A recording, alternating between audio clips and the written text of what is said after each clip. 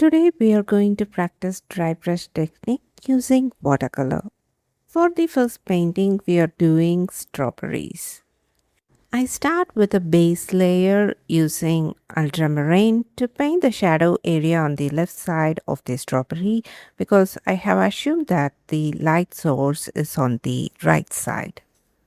Next I use orange shade to paint on the right side of the strawberry. Using a clean damp brush, I softening the edges and at the middle you can see there is white space. I repeat the same base layer process for the other strawberries. For all the strawberries, I'm just defining the base layer and allowing it to dry. Next, we have to use that dry brush technique. This technique is used to catch highlights or suggest details in just few strokes and still the painting can look. This technique works well in this hot summer weather because even if your paper dries faster than usual, the dry brush technique is going to work well since it's meant to work with less water. Once the base layer is fully dry, I move on to vermilion hue, which is in thick consistency, and start painting from the left side. For the first stroke, my brush is fully loaded with paint. Then I press my brush on a waistcloth to release some pigment before the next stroke. And that's where the dry brush technique really kicks in. You will notice a lot of white areas left untouched. As I add more strokes, you will see a quite bit of white space, which acts as highlights on the strawberry. I want to reduce the white space on this strawberry, so I go back over those areas with same dry brush motion just to reduce some of that extra highlight.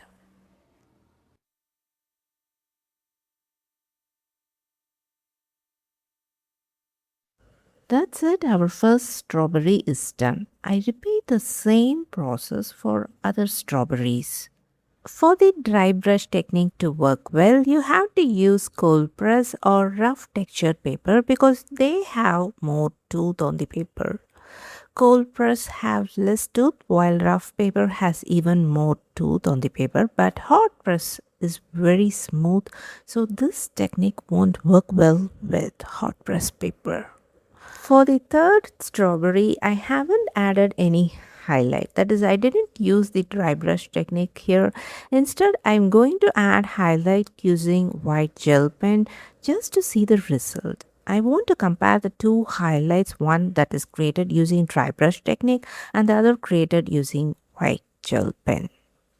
Now I'm using sap green to paint the leaves on the strawberries. For darker value on the leaves, I add just a little of indigo over some areas. Next, I'm adding shadows, cast shadows for these strawberries.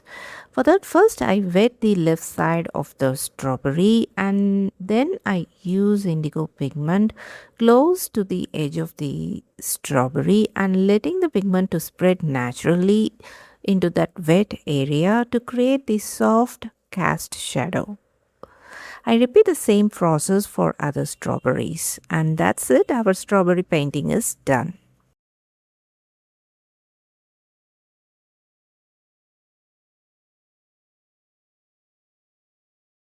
For the forest painting, I'm going to paint two tree trunks that are closer to the viewer, and for that I mixed vermilion hue with sap green to get a nice brown shade which is in thick consistency, and using that I draw a straight line for the tree trunk.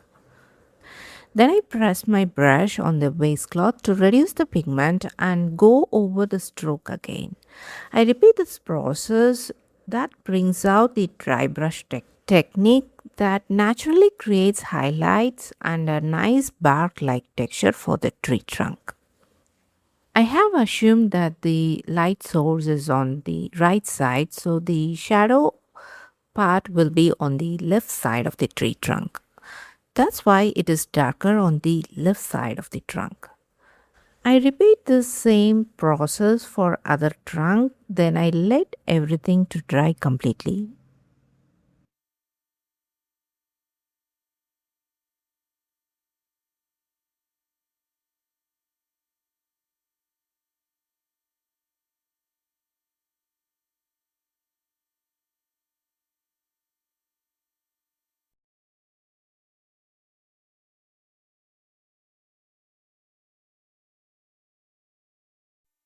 Next I move on to paint the background. And as it is hot weather here, the paper dries really fast. So instead of wetting the whole background at once, I'm working section by section. That is, I use wet on wet technique on the left side, then I work on the middle section and later with the right side. So I start with the left section, I wet that area, then I use brown shade to paint the distant trees. For the rest of the space, I fill it with sap green, slightly desaturated with a touch of vermilion hue. For the foreground on the left section, I leave a few little white spaces untouched just to suggest the light hitting the leaves here and there. Then I use indigo to define the shadow areas on the trunks, and that completes the left side of this painting. I repeat this same exact process for the middle section and the right section.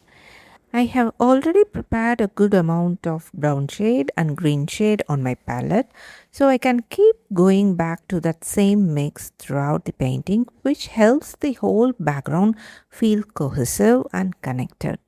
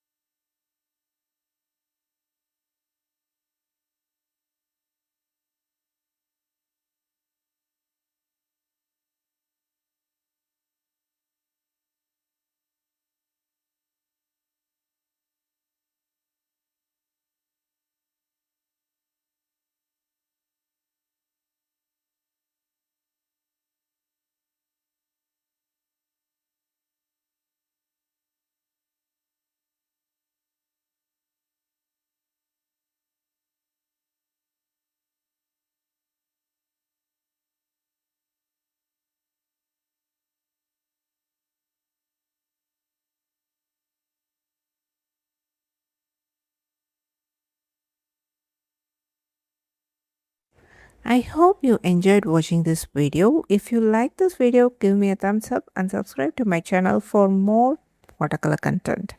See you in my next video. Until then, take care and bye bye from Prema.